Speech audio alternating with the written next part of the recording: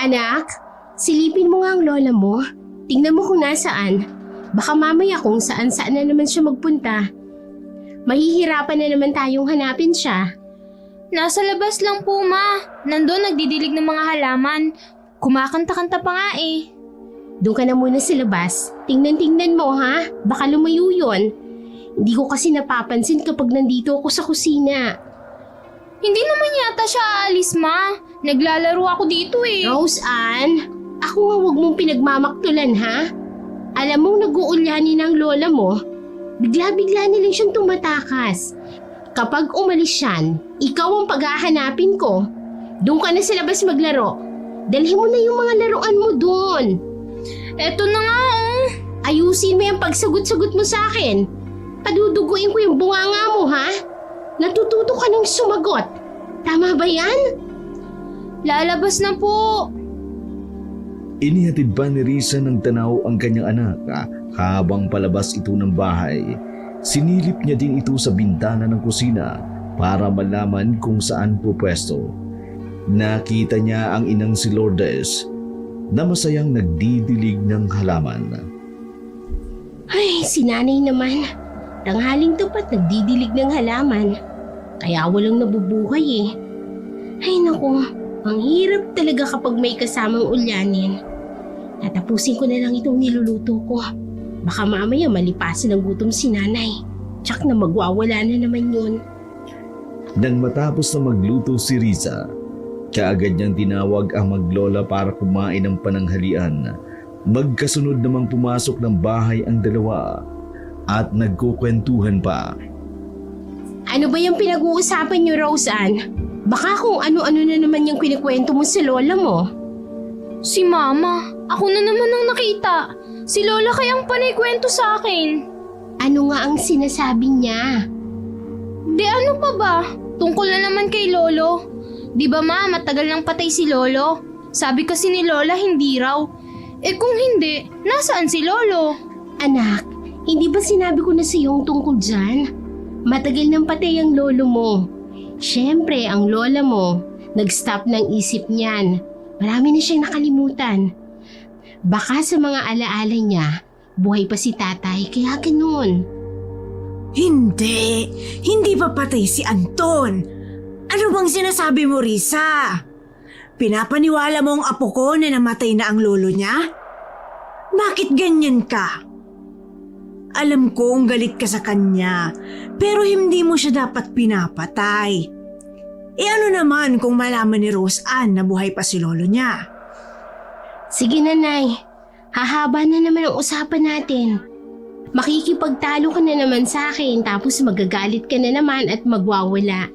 Sige na, buhay pa si tatay, okay na? Buhay pa talaga siya. Kaya, wag mo siyang papatayin.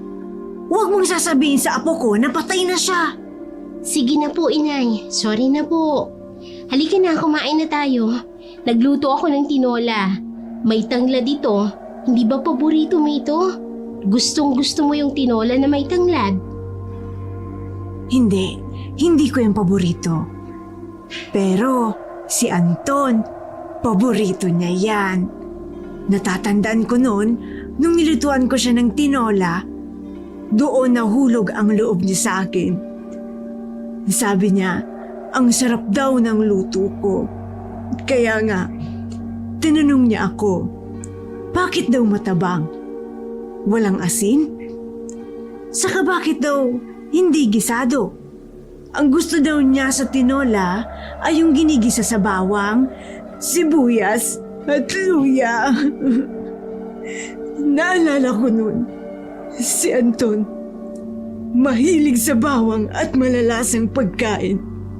Pero hindi ko yun maibigay sa kanya. Hindi pwede. Hala, si Lola. Umiiyak na naman. Ma, ano bang lasa ng tinola na may bawang at asin? Saka, bakit po tayo lahat ng ulam natin walang ganun? Kasi nga, allergic ang lola mo doon. Kaya bawal. Sige na, Nay, maupo ka na. Kalimutan mo na po yung nakaraan. Wala na tayong magagawa kung iba ang gusto ng lalaking yun. Kalimutan? Hindi ko pwedeng kalimutan yon. Nang dahil sa bawang at asin, iniwan niya ako. Sumama siya sa ibang babaeng mas masarap magluto. Hindi ako papayag. Kapag talagang nalaman ko kung saan sila nagtatago, ako mismo ang magluluto sa babaeng yon at ipapakain ko sa kanya. Ala, si Lola. Nakakatakot naman po. Huwag mong pakinggan, Roseanne. Kumain ka na dito. Maupo ka na dito. Nay, huwag ka na magsalita ng kung ano-ano. Naririnig ng bata. Tatakutin mo ba ang apo mo? Risa, anak, hindi kita tinatakot. Sadyang ang tatay mo ay walang hiya. Tumikim ng ibang putahe. Kaya ikaw, huwag kang pipili ng lalaking mahilig sa iba't ibang klasing ulam. Naiintindihan mo ba? Nay, si Roseanne po ang kinakausap mo. Hindi po ako yan. Huwag mong iparinig yan sa bata. Hindi niya yan maiintindihan. At hindi niya pwedeng malaman ng mga ganyan. Ano po ba yun, Ma? Huwag mong pakinggan ng lola mo.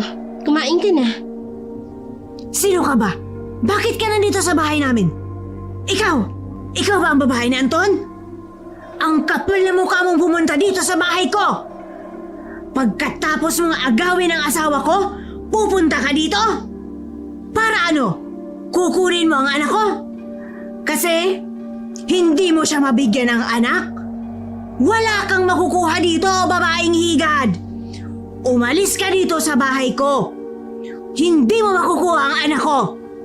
Hindi kayo magiging masaya! Hindi kayo magkakaroon ng anak! Hindi kailanman! Nay, ako po ito si Risa. Ay, eto na naman tayo. Tama na po ha. Dito ka na. Maupo ka na rito at kumain na tayo. Huwag ka magpapanggap na mabait! Hindi mo ako mapapaniwala! Pagkatapos mong agawin si Anton, kukunin mo na naman ang anak ko? Hindi pwede! Lumayas ka! Umalis ka sa pamamahay ko! Layas! Umalis ka dito! Nay, ako nga po si Risa. Ako ang anak niyo. Huwag niyo naman akong ipagtabuyan. Ano ba? Kahit nagpupumigla si Risa, hindi pa rin niya kinaya ang lakas ng kanyang ina kapag nagagalit ito. Maras siyang inawakan sa buhok at hinihila palabas ng bahay. Pagkatapos ay pinagsasaran siya ng pinto. Panay ang kalampag niya sa pinto para papasukin siya. Nay, buksan mo na po itong pinto. Papasukin mo na ako. Pambihira naman oo. Ngayon pa talaga inatake ng sakit. Umalis ka na! Wala kang makukuha dito! Hindi niyo makukuha ang anak ko! Hindi kayo magiging masaya! Ako nga po si Risa. Ako po yung anak niyo. Matagal ng panahon po yung nakalipas. Lumaki na po ako, inay. Umalis ka na! Wala kang mapapaniwala dito, babaeng higad! Umalis ka na! Bago pa ako tuluyang magalit! Baka hindi ako makapagpigil at tuluyan ka ng hindi makaalis dito! Kaya umalis ka na habang may pagkakataon ka pa! Ma, bubuksan ko po itong pinto. Risa, anak! Huwag mo buksan ang pinto! Huwag mong papapasukin ang babaeng yan! Kukunin ka niya sa akin! Hindi po ako si Risa, Lola. Ako po si Roseanne. Apo niyo nga po ako. Ang anak niyo po yung nasa labas. Hindi! Lumayo ka sa pinto! Huwag kang makinig sa kanya! Sa akin ka makinig! Ako ang nanay mo! Tara dito! Kumain ka na doon sa kusina. Lola, papasukin niyo po si Mama. Hayaan mo na anak. Sumunod ka na sa lola mo. Baka saktan ka pa niya. Sige na, sumunod ka na muna. Makakapasok din ako mamaya. Sige na Roseanne, kumain na kayo doon. Tapos patulugin mo na yung lola mo para makapasok ako mamaya, ha? Sige po, Ma. Kagaya ng dati, kapag nangyayari ang mga ganong sitwasyon, hindi hintay lamang ni Risa na huminaw ng kanyang ina o di kaya'y makatulog. Pagkatapos ay pinagbubuksan siya ng pinto ng anak para makapasok ito ng bahay. Ilang oras na naman kaya akong tatambay dito sa labas. Pasaway talaga eh. Hindi pa nagtatagal si Risa sa labas ay binuksan na ni Roseanne ang pinto. Nagulat pa siya sa ginawa ng anak. Bakit nabuksan mo na agad? Nasaan ang lola mo? Umalis po siya, Ma. Nagmamadali po. Ha? Saan daw pupunta? May dala po siyang ulam eh. Sabi niya, pupuntahan daw niya po si Lolo. Dadalhan daw niya po ng ulam si Lolo, Ma. Di ba po patay na si Lolo? Saan po pupunta si Lola? Anak, makinig ka sa akin ha. Wala na naman sa sariling pag-iisip ang lola mo. Kailangan ko siyang sundan. Kailangan ko siyang hanapin. Dito ka lang sa bahay ha. Huwag kang aalis. Huwag kang magpapapasok ng ibang tao. Pag alis ko, ilak mo ang pinto, okay? Sige po, Ma. Mag-iingat po kayo. Sige, yung mga bilin ko ha. Huwag mong kalilimutan. Pagkasabi niyon, nagmamadaling umalis si Risa. Alam niya ang pupuntahan ng kanyang ina. Sa likod bahay siya dumaan dahil alam niyang sa di kalayuan ay dadaan ang kanyang ina. Binilisan niya ang kanyang pagtakbo para mahabol ito. Nakita niya ang ina na kalmado lang na naglalakad sa bandang unahan ng kanyang tinatahak na daan. Nay! Nay, sandali lang! Saan ka na naman ba pupunta? Risa? Anak? Halika, dali. Samahan mo ako. Pupuntahan natin ang tatay mo. Bilisan mo, anak. Kanina pa yung naghihintay. Gutom na yon. Matutuwa siya kapag nalaman niyang dadalhan natin siya ng tinola na paborito niya. Mapaparami ang kain nun. Halika, anak. Bilisan mo maglakad. Humihingal na nakalapit si Risa sa kanyang ina. Inis niyang kinausap ito. Nay, ano ka ba naman? Wala na ho si tatay. Hindi na niya makakain ng ulam. Halika na po. Umuwi na tayo. Kinuha niya sa ina ang dala nitong lalagyan ng ulam. Pero biglang nagalit ang kanyang ina. Hinawakan siya nito ng maigpit sa braso. Napaatras naman sa kaba si Risa nang makita niyang nanlilisik ang mga mata ng kanyang ina. Ano ka ba, Risa? Palagi mo na akong pinipigilan. Ayaw mo bang mababi ang tatay mo sa babaeng yon? Kailangan niyang makain ng ulam na to para bumalik na siya sa atin. Naiintindihan mo ba? Ayokong makita silang masaya tapos tayo hindi. Nay, ano na naman bang sinasabi mo? Masaya naman po tayo kahit wala siya. Kalimutan mo na siya. Okay naman tayo. Okay naman ang buhay natin. Huwag mo na siyang puntahan. Ilang beses ka na niyang pinagtatabuyan. Hindi ka ba nadatalay, Nay? Hindi ka ba nasasaktan? Kasi ako, pagod na ako, Nay. Ayoko nang makita ang pagmumukha niya. Ayoko nang makita ang sitwasyon natin na nagmamakaawa sa kanya. Kaya tama na. Pabayaan mo na siya sa babaeng yun. Hindi! Ako ang asawa niya. Kaya dapat lang na sa akin siya umuuwi. Sa bahay siya dapat umuuwi. Hindi ka dapat lumaking walang ama. Dahil lang sa babaeng yun, lumaki kang hindi buong pamilya. Ayos lang po ako, Inay. Huwag niyo akong alalahanin. Halika na. Umuwi na ho tayo. Hindi. Ayoko. Pupuntahan ko siya. Pupuntahan ko si Anton. Dahil sa pagpupumilit ni Risa, napigilan ang kanyang ina. Lalo itong nagalit at hindi niya napigilan pa ang pagpapalit ng anyo nito. Unti-unting nagbago ang kanyang ina. Tinubuan ng matutulis na pangil at matutulis na mga kuko. Tinubuan din ito ng pakpak sa ilalim ng braso at sa katawan na kagaya ng paniki. Pagkatapos siyang makapagpalit ng anyo, mabilis itong lumipad palayo. Nay! Bumalik ka dito! Huwag mong gawin yan! Parang awa mo na! Nay! Ilang minuto ring palakad-lakad si Risa dahil sa pag-iisip kung ano ang gagawin. Sa huli ay wala na siyang nagawa, kundi ang sundan ang ina. Pero hindi aswang si Risa, kung kaya't naglakad lamang siya papunta sa sasakyan ng jeep. Kabadong-kabado siya dahil sa kaiisip kung ano ang ginagawa ng kanyang ina. Matapos ang ilang minutong biyahe, nakarating na rin siya sa lugar ng kanyang ama. Nagtago siya sa isang puno. Hinagilap ng tingin kung nasaan ang kanyang ina. Nakarinig siya ng pagaspas ng pakpak sa paligid. Tumingala siya at nakita ang ina na nasa bubungan.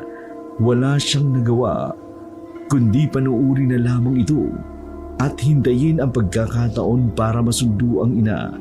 Nang makababa na ito sa lupa, kaagad na bumalik ang anyong tao ni Lourdes. Pagkatapos ay naglakad ito papunta sa gate ng bahay na bato. Dali-daling nilapitan ni Risa ang ina, pero hindi niya na ito napigilan pa na pindutin ang doorbell. Ay naku po, Nay, huwag na tayo mang-istorbo dito. Umuwi na tayo, please. Ibibigay ko lang naman itong ulam. Masama ba yon? Hindi mo naiintindihan, Inay. Ipagtatabuyan niya lang tayo. Kaya umalis na lang tayo. Anak, baka nagbago na ang tatay mo. Hintayin natin. Nagulat na lang si Risa nang pindutin ng paulit-ulit ng kanyang ina ang doorbell.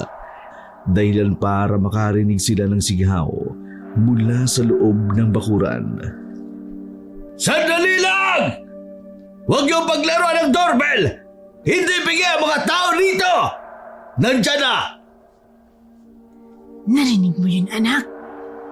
Boses ng tatay mo yun. Di ba, boses pa lang, Maginoo na? Maginoo, nakasigaw na nga po. Umalis na lang tayo, Nay. Sisigawan lang din naman tayo niyan. Hindi yan. Maniwala ka sa kutob ko. Tumahimik na lamang si Lourdes. Hinintay na pagbuksan sila ng gate. May nagtulak sa kanya na hindaying lumabas ang kanyang ama. Bigla siyang nakaramdam na magkahalong kaba at saya dahil makikita niyang muli ang ama.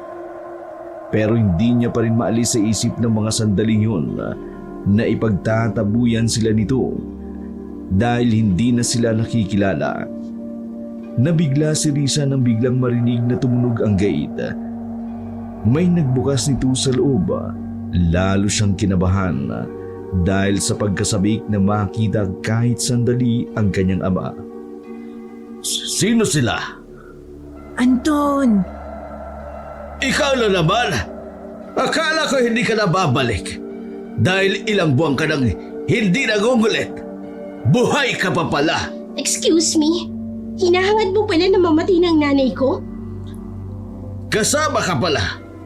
Sorry, ang ibig ko lang namang sabihin, di ba may sakit ang daday mo? Tapos ang tagal na nun na hindi nagugulit.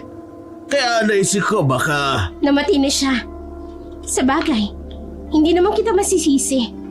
Pero nag-uulyanin lang ang nanay ko. Napaaga lang pag-uulyanin niya. At hindi naman yun rason para mamatay kaagad siya. Oo na! Nakita nyo na ako. Pwede na kayong umalis. Ganun lang yun? Ikaw na rin na may sabi, di ba? Kamukha ko ang namatay niyang asawa. At dahil may sakit ang daday mo, palagi siyang pumupunta rito para makita ako. Kahit paano ay nakakaginhawa siya sa sakit niya. Nakita niya na ako, hindi pa ba sapat yun? Nagdala ako ng ulam sa'yo, Anton. Yung paborito mo, tinola. May tanglad ito. Saka, ginisa na rin sa bawang at may asin na. Mas masarap na ito kaysa dati. Kasi anak mo na ang nagluto nito. Heto, kunin mo. Tikman mo lang kahit yung sabaw. Pinagmasdan ni Risa ang magiging reaksyon ng lalaki. Tila ba nagdadalawang isip ito na kunin ang iniabot ng kanyang ina. Kunin mo na lang. Pagkaalis namin, itapon mo na lang. Kagaya ng ginagawa mo dati sa mga ibinibigay niya. Para makaalis na rin kami. Sige. Salamat dito. Kainin mo yan ha. Masarap yan. Sige. Isasarado na sana ng lalaki ang gate nang may tumawag sa kanyang babae. Biglang nanlisik ang mga mata ni Lourdes dahil nakilala niya ang boses na yun. Ang babaeng yun. Siyang umagaw sa tatay mo. Nay, umalis na po tayo. Hinatak niya na ang ina palayo pero nagmamatigas ito. Galit na galit ito. Pilit na sinisilip ni Lourdes ang loob ng bakuran para matanaw niya ang babae. Iniharang naman ni Risa ang sarili niya para hindi na makita ng kanyang ina ang babaeng yun dahil alam niyang magwawala na naman ito. Umuwi na po tayo. Huwag na natin silang istorbohin, Nay. Napaiyak na lamang si Lourdes. Nang magsarado na ang gate, napahawak ito sa kanyang dibdib at pinipigil ang pag-iyak. Talagang masaya sila, ano? Hindi pa rin sila naghihiwalay. Hindi pa rin ako naaalala ni Anton. Bakit ang tagal naman niyang makaalala? Nay, hayaan na po natin. Tadhana nang may gawa nun. Mahirap kalabanin ng tadhana. Halika na, umuwi na po tayo. Sandali, may naamoy ako. Naamoy? Na ano? Sanggol, may naamoy akong buntis. Hindi kaya buntis na ang babae ni Anton? Hindi ako papayag na maging masaya sila. Hindi sila pwedeng magkaanak. Kapag nagkaanak sila, lalong magiging matibay ang pagsasama nila. Dapat ikaw lang ang anak ni Anton. Hindi siya pwedeng magkaanak sa ibang babae. Tama na po. Umuwi na po tayo. Tama na yung nakita mo na siya ngayon. Huwag ka nang gumawa ng ikapapahamak mo, Nay. Pinilit na lamang hilahin ni Risa ang ina hanggang sa maisakay na rin siya nito sa jeep. Tulala si Lourdes sa buong biyahe hanggang sa paglalakad nila pauwi ng bahay. Wala pa rin ito sa sarili. Ma! Lola! Nakabalik na po kayo. Ma! Saan mo nakita si Lola? Oh, malayo na. Kaya sa susunod, anak, huwag nating hayaan na makatakas ang lola mo kasi ang hirap niyang iuwi. Opo, Ma. Si Lola naman kasi, napakapasaway. Sino ka bang bata ka? Apo niyo po ako, Lola. Ako po si Rose Ann. Apo! Kailan ka pa nag-asawa, Risa? Bakit hindi ko nakikita ang asawa mo? Hindi nga po, inay. Seaman po si Jerwin. Sino yun? Ay, naku, Nay. Alam niyo, napagod na po kayo. Patulog ka na. Matutulog ay hindi pa naman gabi. Ay tama! Dapat nga akong matulog na. Kasi mamayang gabi, kailangan kong bumalik doon. Hindi pwedeng magkaanak si Anton sa babaeng yon. Babalikan ko siya. Nay! Huwag ka na nga pong magsalita ng ganyan. Naririnig ka ni Rose Ann. Doon na po tayo sa kwarto. Matulog na po kayo. Dapat umiidlip kayo kapag tanghali para hindi kayo gaanong makulit. Hindi ako makulit. Hindi nga po. Sabi ko nga hindi, diba? Nang makatulog na si Lourdes, tiniyak ni Risa na naipako niya ng mabuti ang mga butas ng bahay nila.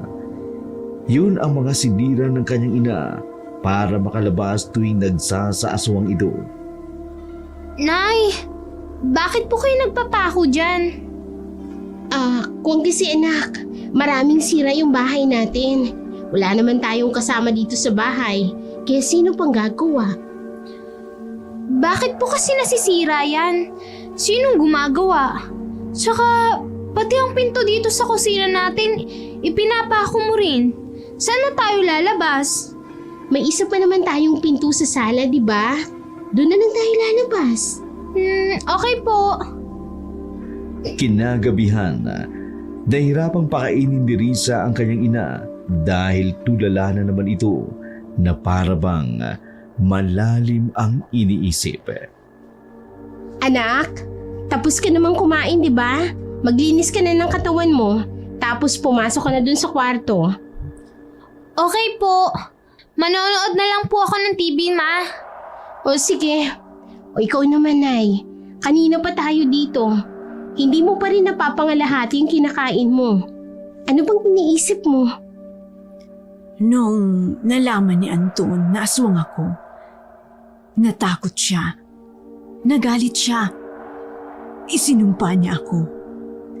Balak niya akong iwan. Halimaw ang tingin niya sa akin. Ang tagal kong itinago sa kanya ang sikreto ko kasi alam kong hindi niya ako matatanggap. Pero bilog ang buwan nun. Hindi ko siya napainom ng pampatulog. Kaya nalaman niya ang sikreto ko. Dahil sa takot ko na iwanan niya ako, sinubukan ko siyang kausapin. Pero kinamuhian niya lang ako. Pero namuhi lang siya sa akin. Iniwan niya ako at bumalik siya sa magulang niya. Ilang beses ko siyang sinuyo, pero paulit-ulit niya akong itinaboy. Kaya inaway ko siya. Hindi ko naman sinasadya na maitulak siya at mauntog ang ulo niya sa bato. Dahil doon, hindi na niya ako maalala. Hindi boto sa akin ang magulang niya, kaya madali siyang nailayo sa akin. Pagbalik niya, may asawa na siyang iba. Kahit ilang beses ko siyang puntahan, hindi niya pa rin ako maalala.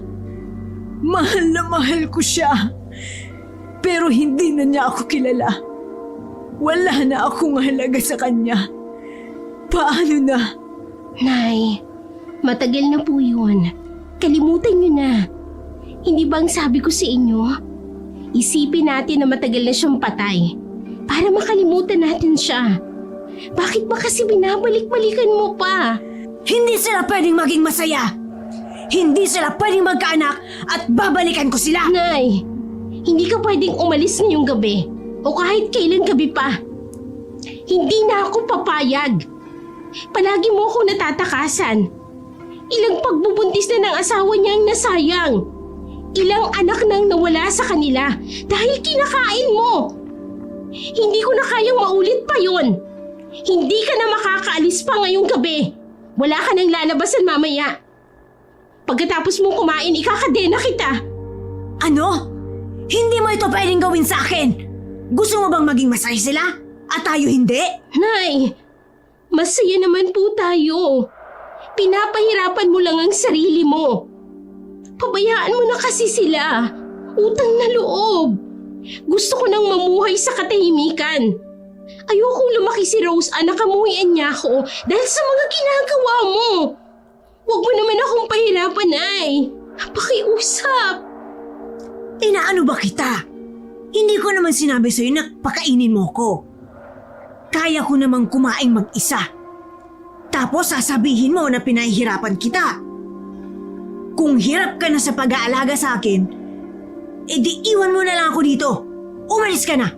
Sumama ka na rin sa nobyo mo. Sino nga yun? Si Jerwin? Yun, sumama ka na doon. Ay, naku, Nay. Masisiraan talaga ako ng bait sa'yo. Paiba-iba na lang yung sinasabi mo. Ay, sige na, ubusin mo na ang pagkain mo pagkatapos matulog ka na. Pinanood na lamang ni Risa ang ina habang kumakain ito. Pagkatapos ay nilinisan niya ito sa katawan at pinapasok sa kwarto. Nagligpit naman siya ng kusina at pagkatapos niyon, saka naglinis ng sarili. Sinilip muna niya ang ina sa silid nito bago pumasok ng kanyang silid. Mabuti naman at nakatulog na siya. Sana maging mahimbing na. Hindi naman siya makakatakas. Sinigurado kong nakasarado ang lahat ng pinto at bintana. At hindi niya mabubuksan yun dahil nakapadlock sa loob. Ay, mapapanatag ako dahil hindi siya makakaalis kahit nasaan yung aswang siya. Sakto na rin naman ang mga buhay na manok na ipinasok ko para may makain siya pagising niya. Pumasok na siya sa silid nila mag-ina. Tinabihan ng anak sa pagtulog. Mahimbing na natulog si Risa. ng maalimpungatan dahil nakarinig siya ng pagaspas ng pakpak sa labas ng kanilang bahay. Nay, hindi. Imposible. Dali-dali siyang bumangon para hagilapin ang ina. Tiningnan niya ang buong bahay at wala namang nasira. Walang pwedeng madaanan ng kanyang ina para makalabas ito. Pinunta niya ito sa silid para tingnan kung naruroon. Shit! Nakalabas nga siya. Nasira niya ang bintana ng kwarto niya. Nay! Hindi pwede. Anong gagawin ko? Baka puntahan niya sila. Dali-dali siyang lumabas ng bahay para sundan ang ina. Pinakinggan niya ang pagaspas ng pakpak at sinundan ito. Nasaan na? Nawala ng ingay ng pakpak niya. Nasaan na siya? Kanina lang nandito siya eh. Imposible namang nakalayo ka agad. Naglakad-lakad pa siya papunta sa kulungan ng mga alaga nilang baboy. Narinig niyang nag-iiyakan namang ito. Dali-dali siyang lumapit. Nagbabaka sakaling naruroon ang kanyang ina. Nay! Sus ko! Anong ginawa mo? Galit na umangil ang kanyang ina nang makita siya nito. Napatakip na lamang ng bibig si Risa nang makita ang ilang baboy na nakandusay na. Wakwak na ang tiyan namang ito at wala na rin ang mga lamang loob. Sige, Nay. Mabuti na yung itong mga alaga nating baboy ang kinain mo. Kaysa ibang ginawa mong midnight snack. May mapapakinabangan pa rin naman ako sa baboy niyan. Kasi lamang loob lang naman ang kinain mo sa kanila. Pero wag mo nang ubusin. Kasi hindi ko maibibenta lahat ng karni niyan. Nakakailan ka na ba, ha? Masarap. Masarap ang mga pagkain ito. Masarap ang lasa kapag gumagalaw-galaw pa. Gusto mo ba? Halika. Iho, hindi ko nga po masikmurang tingnan ang ginagawa mo. Aalukin niyo pa ako. Tapos na ba kayo? Busog ka na ba? Siguro. Palagay ko nga ay busog na ako. Uuwi na ako. Teka, saan ba ako nakatira? Saan ba ako uuwi? Sino ka ba? Nay, ako po ito si Risa. Halika na, lilinisan na kita. Tapos matulog ka na ulit. Mamaya ko na ayusin ang mga baboy na kinatay mo. Dinala niya sa banyo ang ina at nilinisan ang katawan. Pinaupo niya ito sa upuan para hindi mangawit. Si Anton kaya? Kailan uuwi? Nay, patay na po siya. Matagal na. Patay na? Bakit siya namatay? Sino pumatay sa kanya? Sino? Sabihin mo! Sino pumatay sa lalaking mahal ko? Biglang nagalit si Lourdes at mabilis na sinakal si Risa. Nay, itiwan mo ko. Hindi na ako makahingo. Ikaw ba? Ikaw ba ang pumatay sa asawa ko? Hindi! Ikaw! Ikaw ang babae niya! Ang kapal ng mukha mong agawin siya sa akin! Saan mo dinala ang asawa ko? Ha? Saan mo dinala si Anton? Ibalik mo siya sa akin! Nay, tama na po. Nasasaktan ako. Natigilan sila nang biglang pagising si Roseanne at nakita silang nasa ganung sitwasyon. Ma! Ano pong nangyayari? Nag-aaway po ba kayo ni Lola? Risa, anak, halika! Lumayo ka sa babaeng ito! Siya ang nang-agaw sa tatay mo! Tandaan mo ang mukhang yan! Mga agaw siya! Kabit siya ng tatay mo! Lola, si Mama po yan. Saka, patay na po si Lolo, matagal na po. Nakalimutan niyo na naman. Lumabas ng banyo si Lourdes at nilapitan ang apo. Hindi anak, siya ang babae ng tatay mo. Inagaw niya ang tatay mo sa atin. Masama siya. Lola, bakit po puro dugo ang damit niyo? Ano pong ginawa niyo? Ako? Hindi ko alam. Bakit nga ba ako puro dugo? Bakit ba? Roseanne, anak, doon ka na muna sa kwarto ha. Nililinis ko lang ang lola mo kasi nadapa siya eh. Marami siyang sugat. Sige na anak, pumasok ka na sa kwarto. Pagkaalis ng bata ay saka naman tumakbo si Lourdes sa loob ng silid nito. Saka inilak ang doorknob. Nay! Nay, buksan mo itong pinto! Hindi pa kita tapos linisan! Umalis ka dito! Hindi kita kilala! Iwan mo na kami ng anak ko! Lumabas ka sa bahay ko! Layas! Sige po, mamaya na kita babalikan kapag okay ka na. Aayusin ko na lang yung mga baboy. Pumunta siya sa kulungan para katayin ng maayos ang mga baboy na tinanggalan ng lamang loob ng kanyang ina. Napakamot na lamang siya sa ulo dahil sa mga baboy na napatay. May ilang pang mga biik na hindi na mapapakinabangan kaya inilibing na lamang niya sa lupa. Habang kinakatay ang mga baboy, narinig niyang sumisigaw ang kanyang anak. Roseanne, bakit kaya? Dali-dali siyang umuwi para tingnan ang anak pero wala na ito sa bahay. Wala na rin doon ang kanyang ina. Nay! Diyos ko, saan balak dalhin ni nanay ang anak ko? Huwag naman sana. Naku, Nay, huwag mong sasaktan ang anak ko. Nagmamadali siyang lumabas ng bahay para sundan ang dalawa. Narinig niya ang anak na sumisigaw. Tinatawag siya nito. Humingi ito ng saklolo. Papunta ng gubat ang maglola, kaya nagmamadali siyang tumakbo para maabutan sila. Nay! Nay, huminto kayo! Bitiwan mo yung anak ko! Ano bang balak mo gawin sa kanya? Tumahimik ka, makating kabit! Huwag mo akong mainay-inay! Ang kapal na mukha mong pumunta sa bahay! Nakuha mo na nga si Anton? Balak mo bang kunin ang anak ko? Bakit? Dahil ba hindi kayo magkaanak? Talagang hindi kayo magkakaanak dahil tuwing nabubuntis ka, nandun ako sa bubungan ng bahay nyo. Sinisip-sip ko ang bata sa sinapupunan mo gamit ang mahaba kong dila. Paulit-ulit ko yung ginagawa dahil hindi kayo pwede magkaanak. Pero ngayon, gusto mong makuha ang anak ko? Hindi niyo makukuha si Risa sa akin. Mamamatay muna ako. Nay! Ako to, si Risa. Ako ang anak mo. Tumigil ka na. Nasasaktan na ang apo mo. Bitiwan mo na siya. Parang awa mo na, Nay. Bitiwan mo na yung anak ko. Ma! Tulungan mo ako, Ma! Pilitin mong makawala sa lola mo, anak. Pilitin mo. Masakit po ang paghahawak sa akin ni Lola, Ma!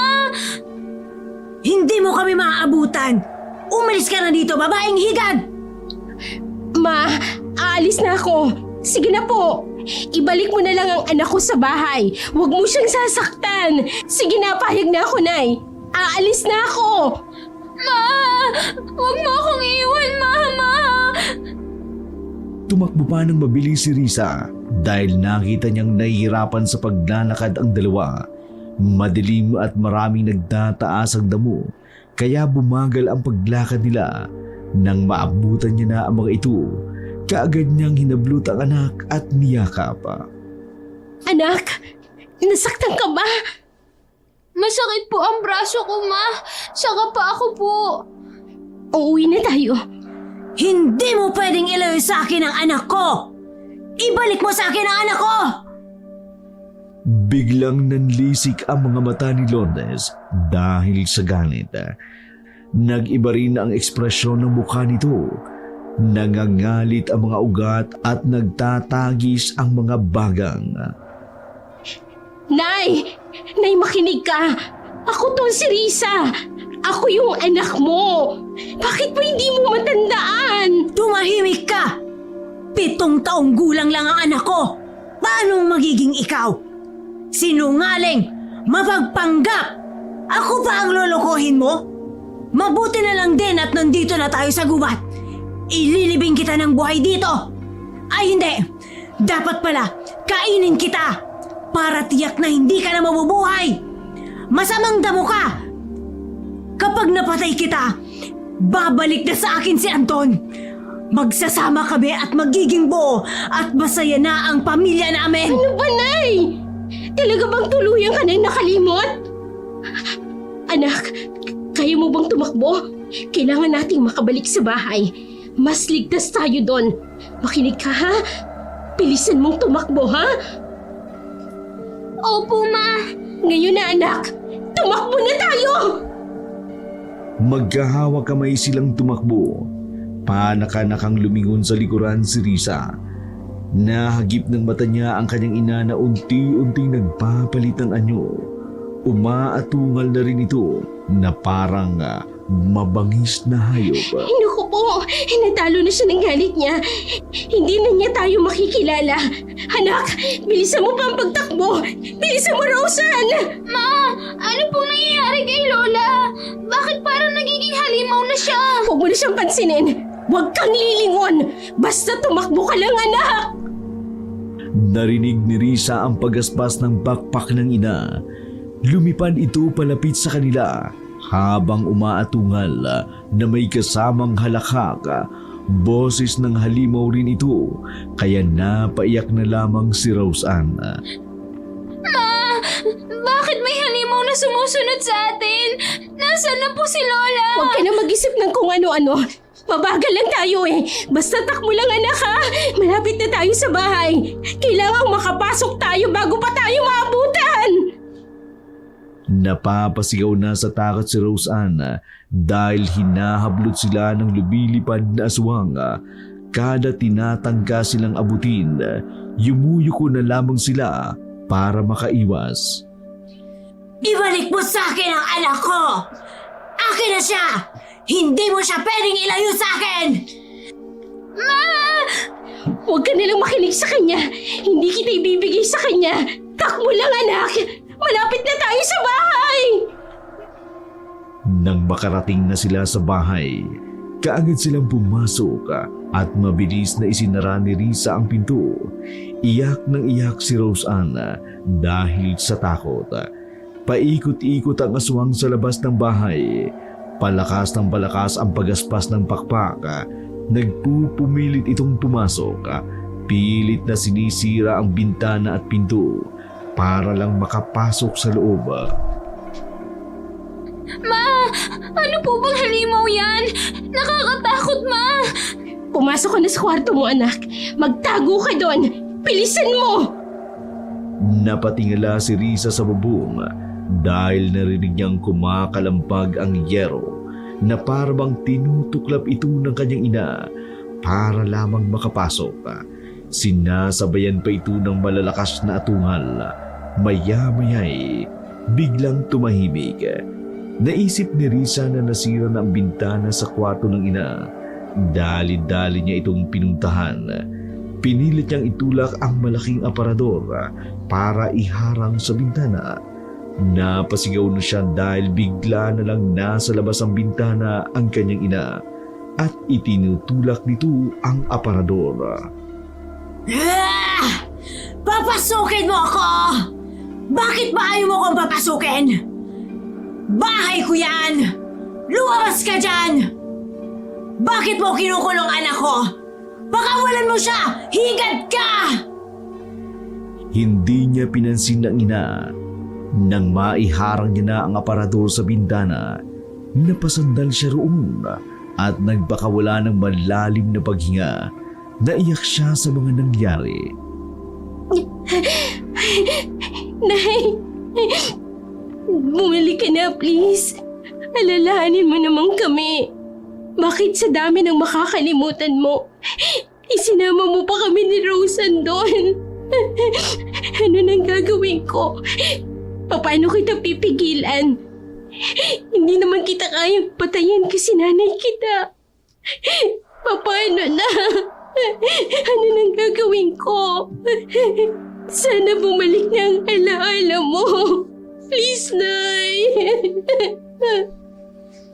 Panay pa rin ang atungan ng kanyang ina sa labas ng bahay habang paikot-ikot na lumilipad. Nagpupumilit pa rin itong makapasok. Pinunta naman ni Risa ang anak sa kanilang silid at niyakap ito. Ma, nasan po si Lola? Bakit may halimaw sa labas? Si Lola ba yun? Bakit siya naging halimaw, Ma? Hindi siyang lola mo, anak. Isang halimaw yon. Ang lola mo, hindi siya halimaw, ha? Nasan po si Lola? Pinatay po ba niya? Kinain ba niya si Lola, Ma? Natatakot na ako. Huwag ka na matakot. Poprotektahan kita, ha? Hindi tayo mapapasok ng halimaw dito sa loob ng bahay. Tumilaok na ang mga alaga nilang tandang nang huminto si Lourdes sa pagwawala sa labas ng bahay. Tumahimik na ang paligid. Maya-maya'y nakatulog na rin si Rose Ann. Inihiga niya ito sa kama at kinumutan. Pagkatapos ay lumabas siya ng silid para makiramdam sa labas ng bahay. Nakarinig siya ng mahinang pag-ungol na tinatawag ang kanyang pangalan. Nay, bumalik ka na ba sa pagiging tao? Sumilip siya sa siwang ng bintana. Naaninag niya ang ina na nakahiga sa lupa. Nasaan yung tao na ito? Namimilipit at tila nanlalambot na. Dali-dali siyang lumabas ng bahay. Nilapitan ang ina. Nay, Risa, anak, bakit hindi mo ako pinapasok sa bahay? Bakit mo ako pinatulog dito sa labas? Ang ginaw-ginaw dito. May nagawa ba akong mali? Ha? Bakit sa labas ako ng bahay natulog? Naging pasaway ba ako, anak? Nay, opo, naging pasaway ka nga. Muntik mo na kaming saktin ni Rose Ann. Natakot ako eh. Hindi mo na kami naaalala. Hindi ko na po alam ang gagawin ko. Anak, patawarin mo ako. Patawarin mo si nanay. Nay,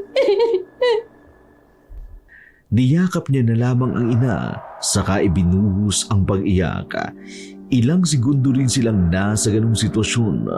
Pagkatapos ay inalalayan niya ang ina na pumasok sa bahay. Dinala niya ito sa banyo, saka nilinisan. Pagkatapos ay pinakain at dinala sa silid nito para makatulog. Nang mapanatag na siya ay binalikan niya ang baboy na kanyang kinakatay. Itinuloy niya ang pagkakatay sa mga ito. Nang sumikat na ang araw, inilako niya ito para ibenta sa mga kapitbahay. Dahil mura lang ang kanyang benta, mabilis na naubos ang mga baboy.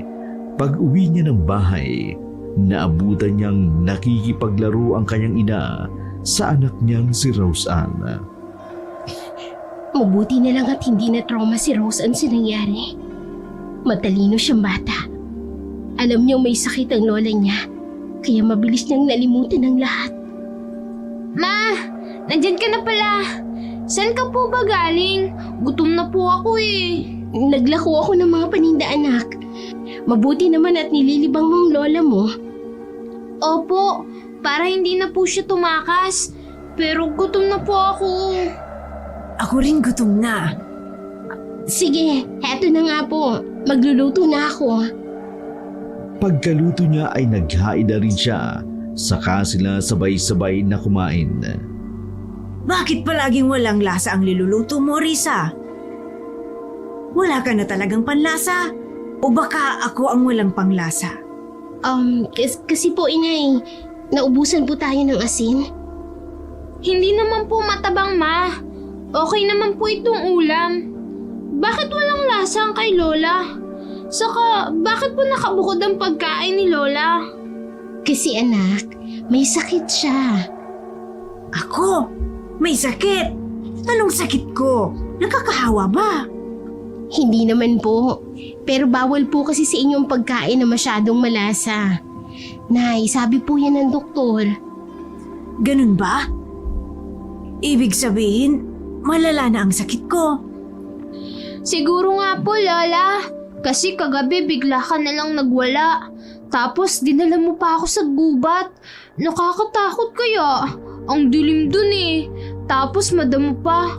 Puro nga ako sugat eh. Ang sakit ng katawan ko. Sa gubat? Dinala kita sa gubat? Bakit? Tama na yan. Kalimutan nyo na yon. Hindi na yun mauulit.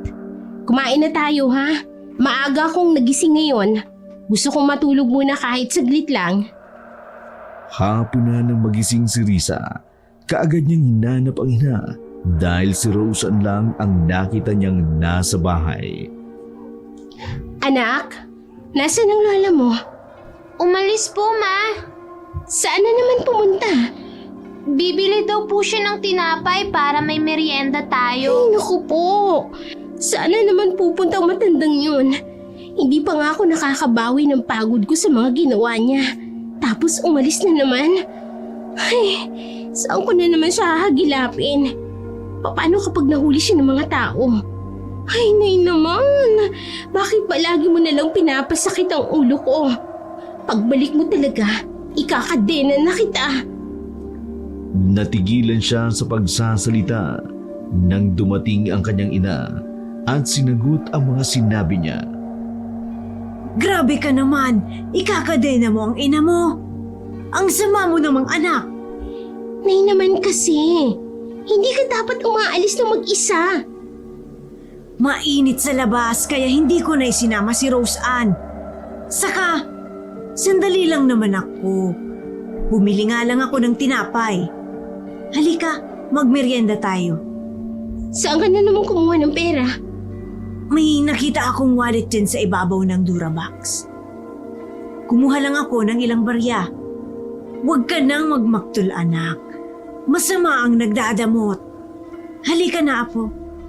Ibinili kita ng paborito mong ensaymada. Talaga po, Lola! Yay! Kinagabihan, hindi dalawin ng antok si Risa dahil sa pag-iisip. Nag-aalala siyang baka tumakas na naman ang kanyang ina kahit isinarado niya ang nasirang bintana sa kwarto nito. Alam niyang makatatakas pa rin ang kanyang ina, lalo na kapag naabutan ito ng pag-uuliyanin habang nasa kanyang anyong aswang. Pinunta niya ito sa silid at nakitang mahimbing na natutulog ang kanyang ina. Ganon din naman ang anak niyang si Roseanne. 11:00 na ng gabi nang dalawin siya ng antok. Pumasok na rin siya sa silid para matulog. Inisip niyang hindi tatakas ang kanyang ina dahil malalim rin at mahimbing pa rin ang tulog nito. Nakasanayan na ni Risang gumising ng maaga bago sumikat ang araw dahil kailangan niya magpakain ng mga alagang baboy. Bago lumabas ng bahay ay nakarinig siya ng galuskus sa loob ng banyo. Lumapit siya doon dahil alam niya ang kanyang ina ang naruroon. Nay, kanina ka pa ba dyan? Gising ka na pala eh. May kailangan ka ba? Umalis ka dito! Huwag kang papasok! Nay, ano bang ginagawa mo dyan sa loob? Dahil sa pag-aalala ay pinilit niyang buksan ang pinto. Tumambad sa kanya ang ina na nasa anyong aswang. Nakalawit pa ang mahaba nitong dila sa timbang may tubig. Naglalaway ng malapot ang kanyang ina. At hinang-hina ang katawan. Anong nangyari sa'yo? Bakit nangihina ka? Nay, ano bang kinain mo? Hindi mo naman kinain yung mga manok na inilagay ko sa kusina. May kinain ka ba? Sabihin mo. Patay ang bata. Ha? Anong patay? Sinong patay? Sinong bata bang sinasabi mo? Umalis ka ba? Nabiktima ka ba, ha? Paano ka nakalabas ng bahay? Napatingala si Risa nang makita niyang nakaangat ang bubong ng banyo. Nagawa mo itong sirain? Sinong biniktima mo, Nay? Yung magiging anak ni Anton? Mali. Hindi ko na dapat sinipsip yun. Patay ang batang yun. Patay na yun. Walang buhay ang batang dinadala ng babaeng yun. Pero, nasipsip ko pa rin. Kumain ako ng patay na sanggol. Sinalo ni Risa ang ina ng tuluyan itong bumagsak. Nagsuka ito pero wala namang lumalabas. Hinang-hina si Lourdes na tila nakakain ng lason. Ilang minuto pa ang lumipas bago siya nakabalik sa pagiging anyong tao. Nilinis muna ni Risa ang ina, saka ito inalalayan papunta sa silid at inihiga sa kama. Ang lamig mo, Nay. Sabi ko naman kasi sa'yo, huwag mo na silang balikan. Tingnan mo ang nangyari sa'yo. Ikaw pa ang nagkasakit. Dahil dyan sa galit mo sa kanila. Hindi mo na nagawang tingnan kung buhay pa ba yung sanggol na yun bago mo kinain. Nalasong ka dahil sa katawan mo. Ano nang gagawin ko ngayon? Ano bang ipapainom kong gamot sa'yo? May gamot ba para sa mga aswang na lason? Painumin na lang kaya kita ng tinunaw na asin. Biglang umangil ang kanyang ina dahil sa galit ng sabi niya iyon. Pero hindi naman ito nakapanakit. Lambot na lambot ito at namumutla. Masakit ang tiyan ko. Parang hinahalukay. Ikuha mo na ako ng palanggana. Gusto kong isuka ang lahat ng kinain ko. Sandali lang po. Kukuha ako sa kusina. Pagbalik niya ay kaagad niyang inilapit sa ina ang maliit na palanggana. Pero malapot na lang ng laway ang inilabas nito. Ayaw lumabas. Hanggang ngayon, pinahihirapan pa rin nila ako. Ayaw pa rin nila akong patahimikin. Nagagawa pa rin nila akong saktan. Nay, hindi ka nila sinasaktan. Ikaw ang nananakit sa sarili mo. Kapag matino ang pag-iisip mo, doon ka palagi tumatakbo. Kung hinahayaan mo na lang kasi sila, hindi mo mararanasan yan. Hindi ko makakayang makita silang masaya. Sa tingin mo ba masaya sila? Hindi rin sila masaya kasi gusto nilang magkaanak. Pero hindi naman nangyayari. Ikaw ang dahilan kung bakit hindi sila nagkakaanak. Sobra-sobra ng paghihiganti mo. Idinadamay mo yung mga batang walang muwang. Tama na, Nay. Manahimik na tayo. Makontento ka na sa mga nagawa mo. Magpatawad ka na. Gusto ko na rin ang tahimik na buhay. Lumaki kang walang ama. Napakasakit nun sa akin. Okay lang naman po sa akin yun. Hindi kawalan sa pagkatao ko ang mabuhay ng walang ama. Aanhin ko naman ang isang ama kung hindi rin siya mabuting tao. Naipinalaki mo ko ng puno ng pagmamahal. Kaya hindi ko naramdaman na may kulang sa akin. Ayoko nang nahihirapan ka. Ang makita ka sa ganitong sitwasyon, masakit yun sa akin, Nay. Mas mainam pang magkasugat ka sa katawan kasi kaya mong paghilumin yun. Pero kung malason ka, paano na? Anong igagamot ko sa'yo? Hayaan mo na akong mamatay. Makinig ka sa akin. Wag na wag mong papapasukin si Roseanne sa kwarto. Kahit anong mangyari, hindi siya pwedeng pumasok dito. Alam kong sa kamatayan na rin ako mauuwi. Kaya bago pa ako malagutan ng hininga, umalis na kayo dito sa bahay. Kasi hindi ko mapipigilan ang itim na bato kapag naghanap na ito ng bagong papasukan na katawan. Sa oras na mailuwa ko ang batong iyon, tiyak na papasok ito sa taong malapit sa akin. Siya ang magmamana ng pagiging aswang ko. Kaya mabuti pang iwanan na ninyo ako dito bago pa mangyari yun. Hindi ko mapapatawad ang sarili ko kapag isa sa inyo ng apo ko ay matulad sa akin. Naiintindihan mo ba, anak? Kapag alam mong malapit na akong mamatay, lumabas na kayo ng bahay. Balikan niyo na lang ako. Kapag tuluyan na akong wala ng buhay. Umiyak na lamang ng umiyak si Risa. Hindi na siya makasagot sa kanyang ina, pero alam niyang yun ang pinakatamang gawin. Ayaw niya ring may magmamana ng pagiging aswang ng kanyang ina. Lalong hindi siya makapapayag kapag ang kanyang anak ang nakakuha nito. Nang makatulog ang kanyang ina, sinalubong siya ni Rose Ann pagkalabas nito ng silid. Ma, kumusta na po si Lola? May sakit po ba siya? Oo anak, may sakit ang lola mo. Malubha. Nakakahawa yun. Kaya huwag kang papasok ng silid niya.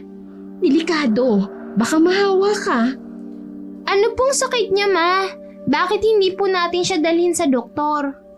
Hindi pwede anak. May mga gamot naman na iniinom ang lola mo. Gagaling pa po ba siya, Mama? Oo naman. Basta maniwala lang tayo na gagaling siya. Pero makinig ka sa akin ha. Huwag na huwag kang papasok ng silid niya.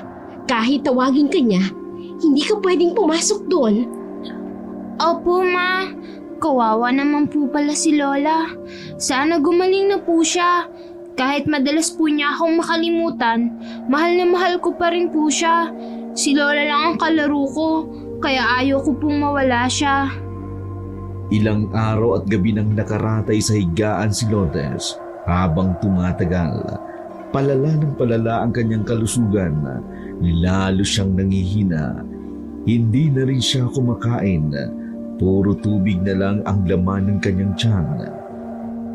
Nay, kumain ka na po. Kahit konti lang. Kahit ilang subo lang.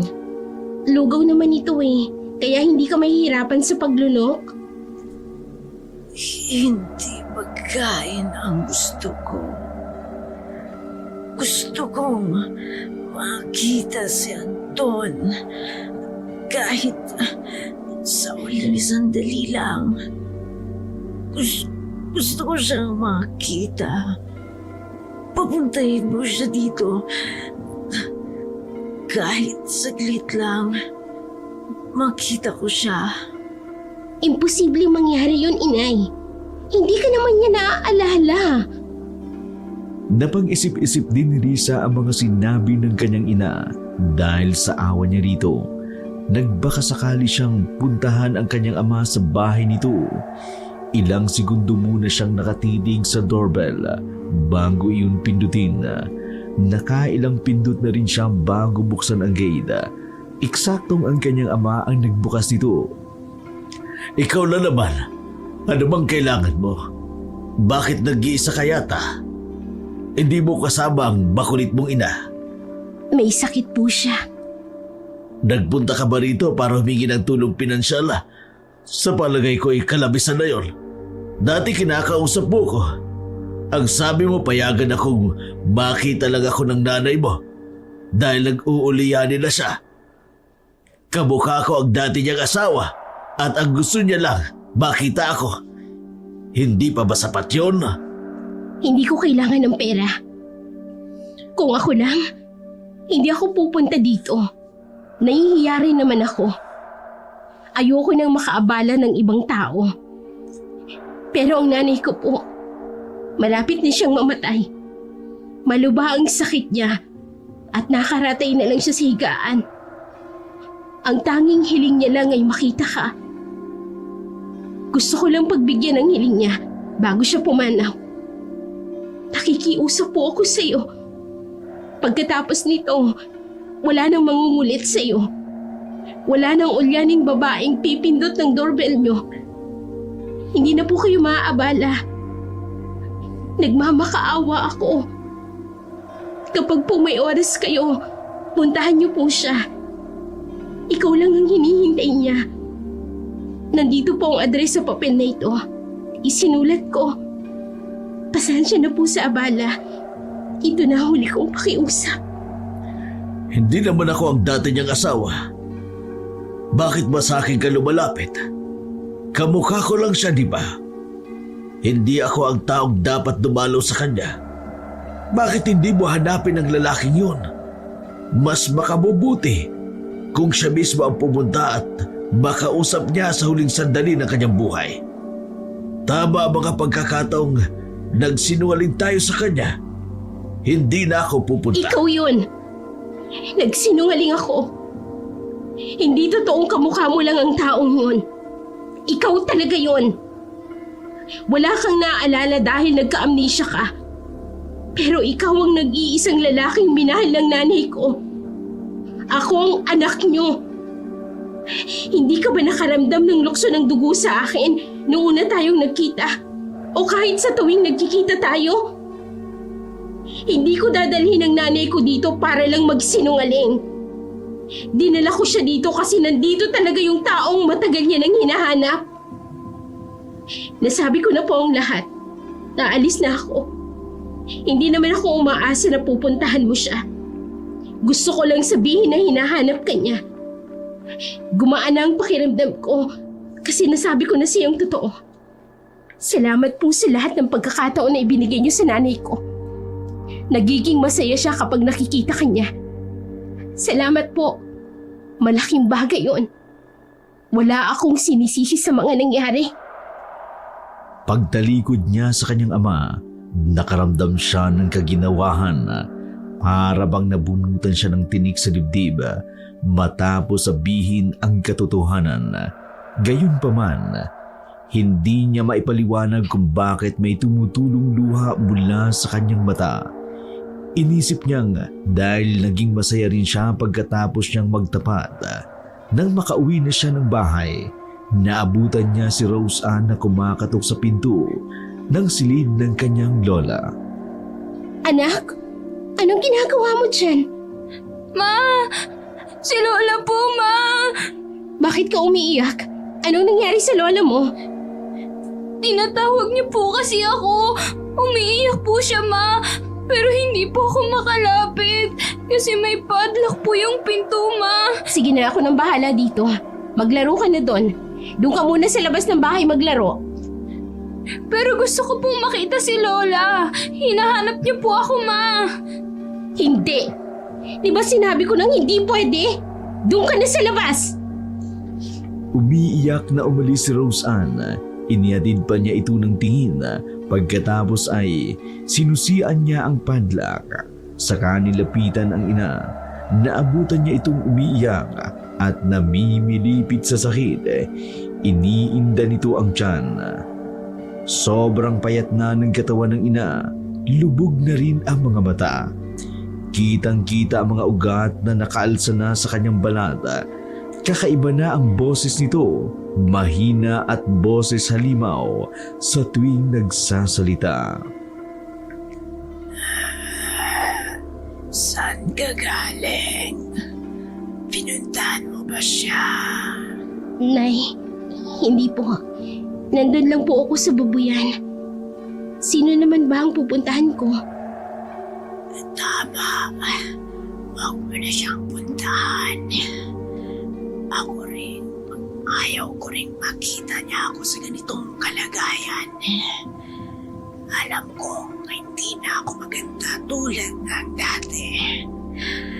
Nararamdaman ko hindi na ako magtatagal. Umalis na kayo ni Rose Ann dito. Iwanan ninyo ako. Kapag nandyan kayo, lalo akong nahihirapan. iwanan na ninyo ako para mas mapadali ang pag-alis ko. Gusto ko na rin matapos ang paghihirap kong ito. Hirap na ako, anak ko. Sige po, kayo pong bahala. Gusto niyo po bang uminom ng tubig? Ilang gabi pa ang lumipas. Hindi na gaano nakatulog si Risa dahil naririnig niya ang panaghoy ng kanyang ina. Napakalakas ng halingking nito na para bang nagtatawag ng masamang espiritu. Nagtayuan ang mga balahibo niya sa katawan kahit ang iyak ng kanyang ina ay nagdudulot rin sa kanya ng kilabot. Napakatahimik ng bahay, lalo na sa gabi. Kaya dinig na dinig niya ang daing at iyak ng kanyang ina. Kahit sa pinakamahina nitong boses, paulit-ulit na binabanggit ng nanay niya ang pangalan ng kanyang ama. Don, hanggang ngayon ba'y hindi mo pa rin ako naaalala? Kahit suling pagkakataon, makita man lamang kita. Bis na kita. Walang araw at gawing hindi kita hinahanap.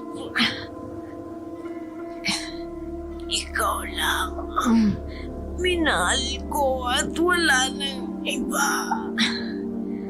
Pinaghiwalay lang tayo ng sumpang ito ng aking pamilya. Sana kung toong may susunod pang buhay, maging masaya na tayo. Magkasama at hindi maghihiwalay. Hindi mo man lang nakasawang lumaki ang anak mo. Hindi mo man lang nalaman kung gaano siya kaputing bata. Hindi niya ako iniwan sa kabila ng sumpang ito. Nagpapasalamat ako kasi binigyan mo ako ng isang anak. Alam kong hirap na rin siya sa akin. Ayoko nang dagdagan pa ang paghirap niya. Makakarating ka pa kaya, Anton? Makikita pa kita sa uling pagkakataon. Ni minsan, hindi kita nakalimutan. Mahal kita. Mahal kita. Panay ang tulo ng luha ni Risa habang pinakikinggan ang mga salitang yun ng kanyang ina. Kahit naroon pa siya sa sariling silid, ay naririnig niya iyon. Nakararamdam siya ng kirot sa kanyang puso.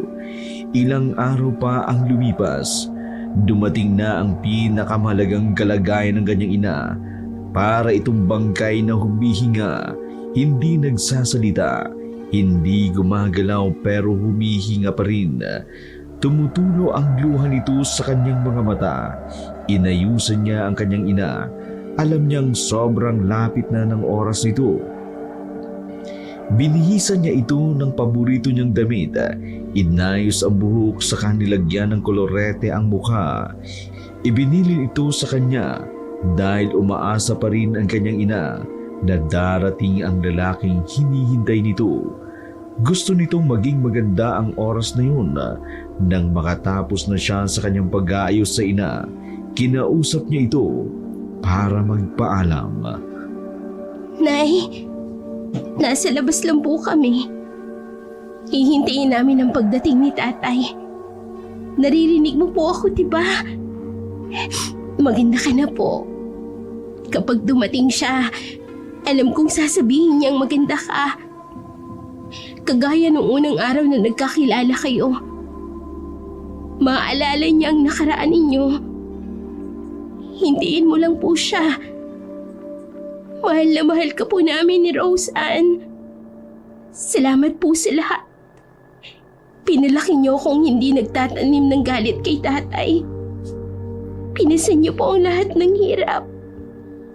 Tanggap ko na po, Nay. Huwag niyo na pong pahirapan ang sarili niyo. Magpahinga na po kayo. Ayos na kami ng apo mo. Nandun lang po kami sa labas, Tumulo na lang ang luha niya at hindi niya napigilang humikbi nang makita niyang tumango ang ina. Pinisil nito ang kanyang kamay. Pinahid ni Risa ang luhang tumulo mula sa mata ng kanyang ina. Pagkatapos ng pamamaalam, lumabas na siya ng bahay. Takip silim na. Sa bakuran silang mag-ina nagpalipas ng oras. Ma, ayos lang po ba si Lola sa loob? Mag-isa lang po siya doon. Hindi po ba siya nalulungkot? Hindi, anak. Gusto niya yun. Gusto niyang mapag-isa. Ma, si Lola po ba iiwan niya na tayo? Hindi ko pa po siya nakikita mula nang magkasakit siya. Pwede ko po ba siyang makita? Pwede ko po ba siyang makausap? Hindi, anak. Ayaw ng lola mo. Bakit po? Galit po ba siya sa akin, Nay? Hindi siya galit, anak.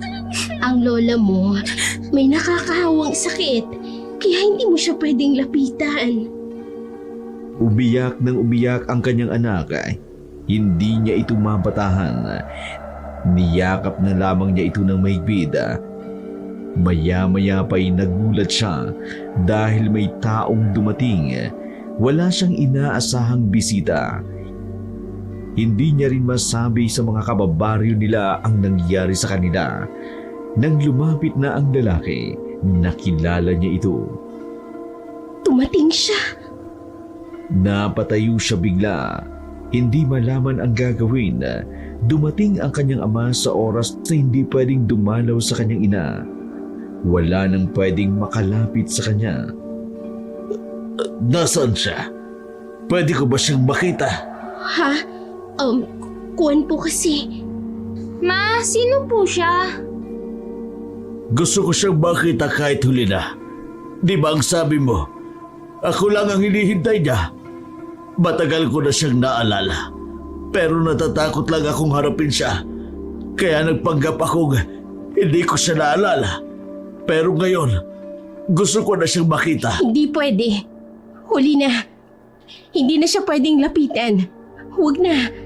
Hintayin na lang natin. Kapag wala na siya, makakausap mo pa rin siya. Hindi na siya pwedeng lapitan? Bakit? Hindi na kumibo si Risa. Hindi na rin masabi sa kanyang ama ang dahilan kung bakit hindi nila pwedeng lapitan ang kanyang ina. Niyakap niya ng mahigpit ang kanyang ama para hindi na ito tumuloy sa loob ng bahay.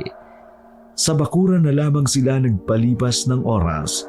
Tahimik ang paligid at wala nang nagkikibuan. Nakaupo sila sa upuang inihanda sa labas ng bahay.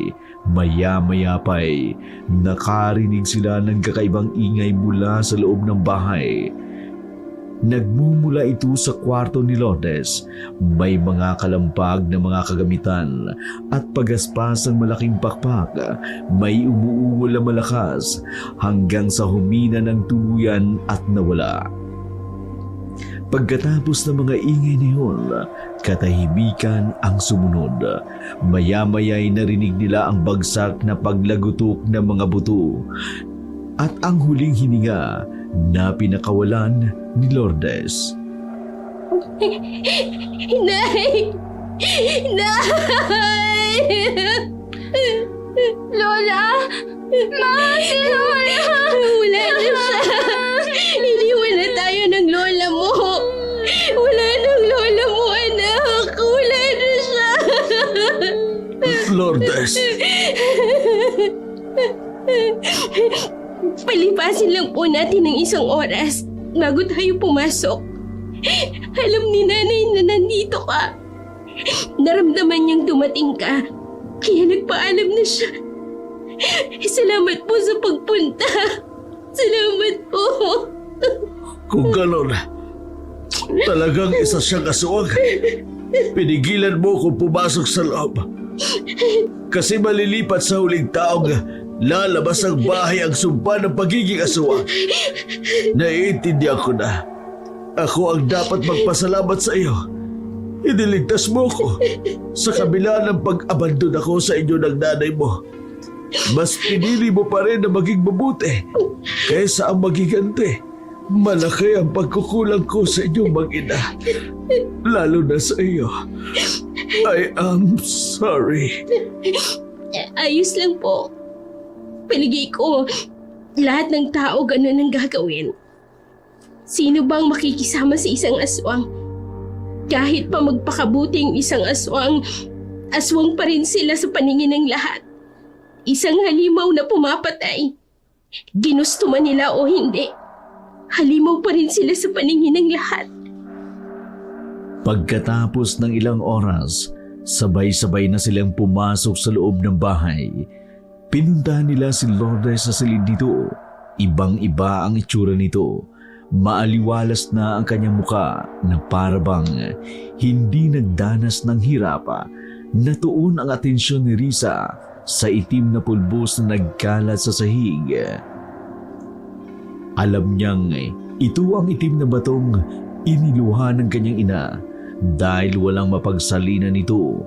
Kaya natunaw at naging pulbos na lamang. Hindi na napigilan pa ni Anton ang humagulhol nang makita ang bangkay ni Lourdes.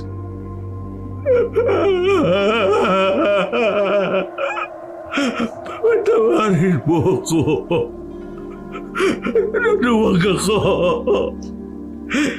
Hindi kita na ipaglaban. Ang laki ng pagkukulang ko sa inyo ng anak natin. Huwag kang mag-alala. Ako na bahala sa kanya. Hindi ko siya pamamayaan. Hayaan mong ako ang mag-alaga sa kanya ngayon. Salamat sa huling pagkakataon. Ipinakita mo sa akin ang anak natin. Ipinakilala mo sa akin ang anak natin. Hindi mo siya ipinagdapot. Alam kong kaya ka laging pumupunta sa bahay dahil gusto mong mapalapit ako sa kanya. Gusto mong tanggapin ko siya at kilalaning anak. I'm sorry kung ang tagal bago ako nakapagdesisyon. Sorry kung ngayon lang ako nagkalakas ng loob para puntahan kayo. Hindi mo na narinig ang boses ko. Pero alam kong masaya ka. Salamat sa lahat-lahat. Hindi muna umuwi ang ama ni Risa sa kanila. Tumulong ito sa pagdala kay Lourdes sa punerarya hanggang sa maiburol ito. Tuwing gabi ay sumasaglit din siya sa burol hanggang sa libing ay nakasama ni Risa ang kanyang ama. Pagkatapos ng libing, dumaan muna ang ama ni Risa sa bahay nila. Kumusta kayo rito? Dito ka lumaki? Pati ang apo kong si Rose Ann, dito rin ipinanganak sa bahay na ito. Opo. Rose Ann, apo, alam mo bang ako ang lolo mo? Hindi po. Patay na po ang lolo ko. Di ba, Mama? Hindi anak, siya talaga ang lolo mo. Sabi mo po patay na siya. Sinabi ko lang yun para hindi na mangulit ang lola mo. Buhay pa pala ang lolo ko. Dito na po ba kayo titira, Lolo? Anak, hindi pwedeng tumira dito ang lolo mo. May bahay siya. Doon siya nakatira. Dadalaw na lamang ako ng madalas dito para makapaglaro tayo. Saka, pwede kang pumunta sa bahay. Talaga po? Oo. Pumunta kayo ng mama mo doon. Hihintayin ko kayo, ha? Yay! Anak, yung asawa mo pala, kailan uuwi? Di ba ang sabi mo, seaman siya? Opo. Next month po bababa na siya ng barko. Sige, pag uwi niya, ipakilala mo ko. Kailangan kong makilala ang manugang ko. Aba, ako yata ang tatay mo. Ayokong may nananakit sa anak ko. Kaya kailangan namin mag-usap ng masinsinan. Hindi niyo na po kailangan gawin yun. Mabuting tao po si Zerwin. Tanggap niya po ang lahat ng tungkol sa akin. Pati na ang sikreto ng pamilya namin. Hindi po niya ako hinusgahan.